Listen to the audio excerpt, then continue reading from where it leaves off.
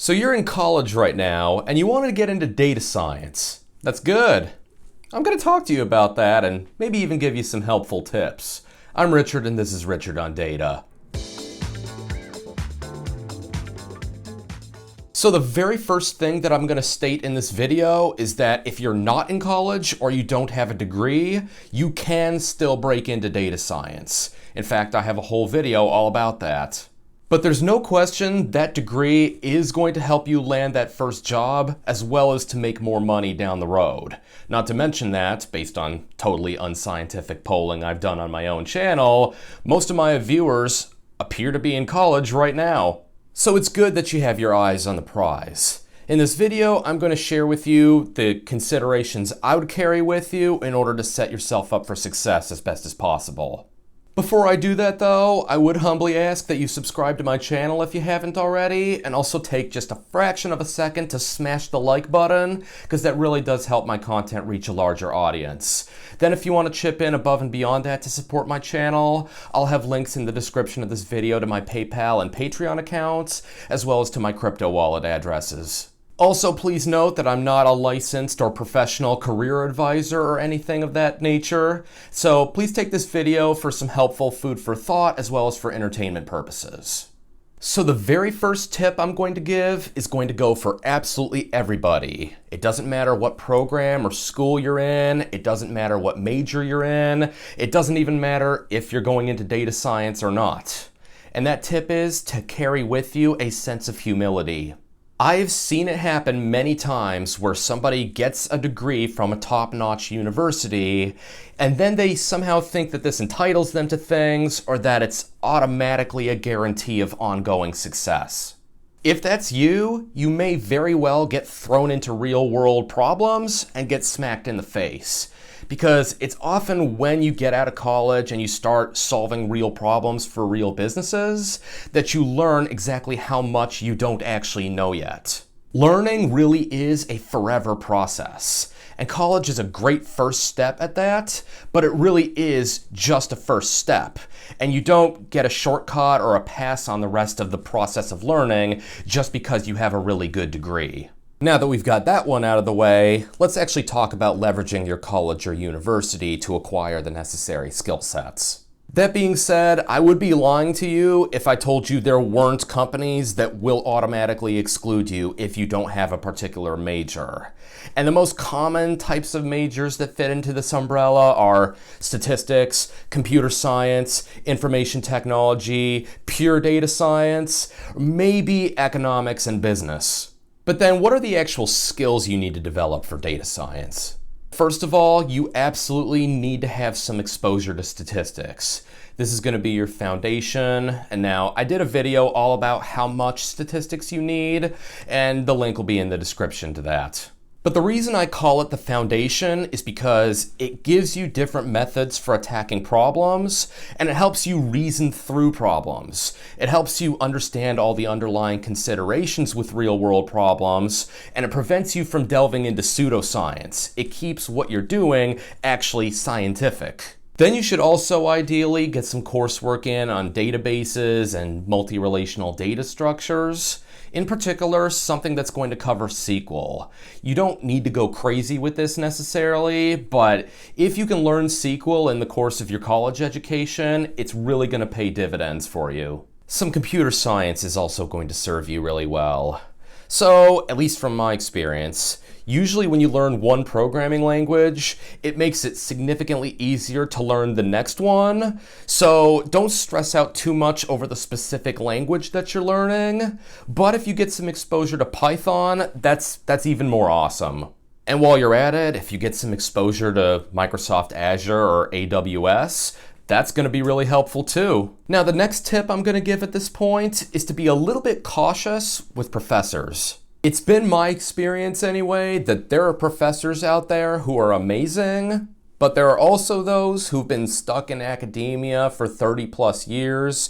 They've gotten themselves into a bit of a bubble, and then they design their courses like academic exercises. Those are usually the types of courses that you end up using and remembering nothing from. It might be helpful to talk to departmental counselors or other people that you trust to figure out which professors came from recent industrial experience. Even if those are actually lecturers who probably get paid a lot less than full tenure-track professors, there's a good chance you'll learn a lot more from those courses and that they'll be a lot more practical. Yes, I understand this is not something always that you have a lot of flexibility with. For instance, sometimes your program will require certain courses. You don't get to choose your professor. But when you're picking things like electives, it's certainly something to think about. Keeping up with the theme of doing true practical things, you want to get the chance to do some real project work. I know everybody hates group projects, but these really are some of the absolute best learning experiences that you can get for real-world data science when you're in college. Don't be that person who sits back, never shows up to meetings, and lets your whole team do all the work. You're shortchanging yourself on a lot of valuable learning experiences, and plus your whole team is going to hate you. You want to be actually really trying in these projects, and then at the end, saving and holding onto your final work. Keep a Jupyter notebook or R Markdown file, or at least a Word document or something. Then document the problem that you were working on, the code, the solution you came up with, and then interpret that in real-world terms. Even if you're somebody looking for a job with zero work experience up to this point, even being able to do something like this is going to give you a leg up over other people, and I guarantee you it's going to impress people that you talk with a lot more than some final grade that you get in some arbitrary class. If you literally don't get any chances whatsoever to do projects like this, your next best bet would probably be to go to Kaggle and do some challenges there. But you want to at least have something tangible that you can talk about on your resume or on your LinkedIn profile. Even better yet, a little portfolio with code that you've written that can go somewhere like GitHub. Now, as far as actually looking for a job is concerned, you want to be looking at the market as soon as possible. The first reason for that is you want to get an internship if you can. There's plenty of companies out there that love to hire interns. They're way cheaper than regular full-time employees, and they're really helpful for just getting stuff off the company's plate. And frankly, there is a pretty well-known catch-22 situation with a lot of companies out there. That is, you need to have experience to get a job, but you can't get a job sometimes because you don't have experience first.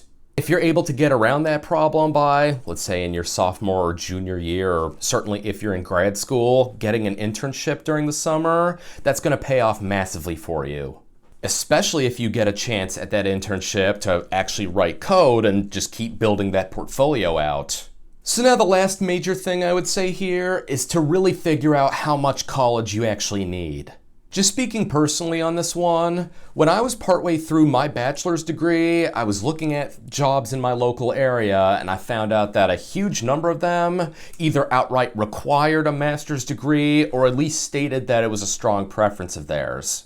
Sadly, that has become a recent trend where master's degrees are highly preferred for a lot of jobs, but that is subject to change based on macroeconomic factors, and there are tons of exceptions to that rule, Google being a pretty obvious example where they overtly care nothing about your degree. And personally, this is just me, but I didn't want to be a broke college student, then go out and make money, then leave that job only to go back and live like a broke college student again.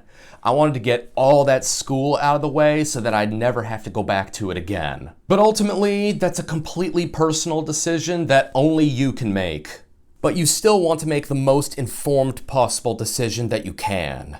And that's where getting a feel for the market is going to help you, whether that's through sites like LinkedIn or Indeed. And increasingly, in this post-pandemic era, you may also be able to find remote jobs in other states or locations. So that's probably something you want to consider above and beyond your own local area if you're okay with working in a remote capacity.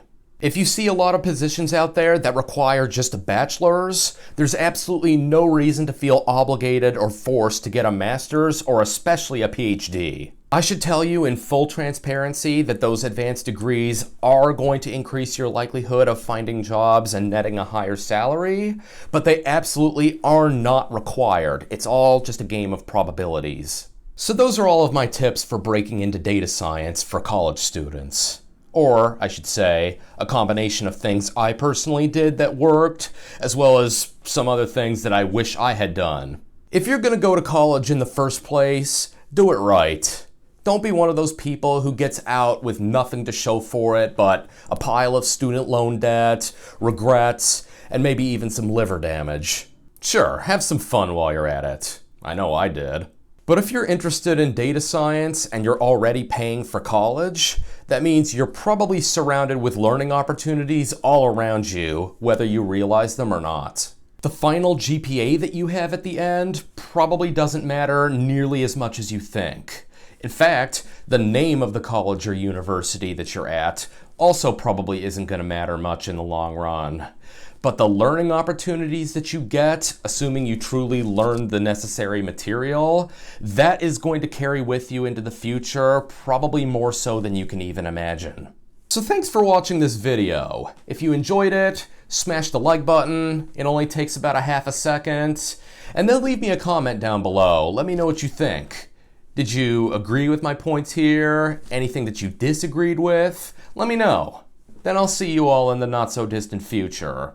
Until then, Richard on data.